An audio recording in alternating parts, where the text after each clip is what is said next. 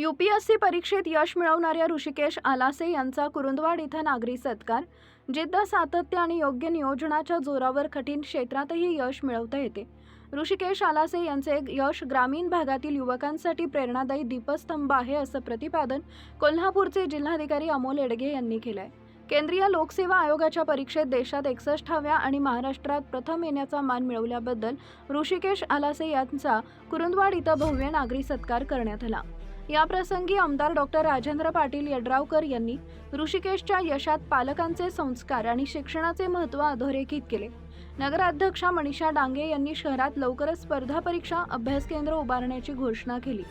सत्कार मूर्ती ऋषिकेश आलासे यांनी आपल्या यशाचं श्रेय आई, वडील व गुरुजनांना दिले।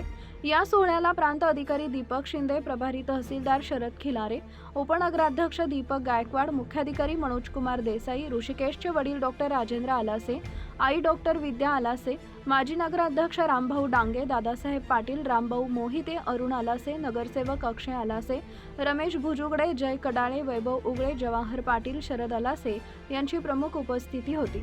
तसेच नगरसेविका सुनंदा आलासे, अलका मधाळे, आयशा बागवान, जुवेरिया गोलंदाज, जयश्री पाटील, अलका पाटील, उदय डांगे, रामदास मधाळे, ॲडव्होकेट विजय जमदग्नी, अरुण आलासे, रामभाऊ मोहिते व शहरातील इतर प्रतिष्ठित नागरिक उपस्थित होते। कार्यक्रमाचे स्वागत व प्रास्ताविक माजी प्राचार्य BD सावगावे यांनी केले, तर आभार सुभाष आलासे यांनी मानले। आमच्या प्रतिनिधींचा पाहत रहा CK24 न्यूज।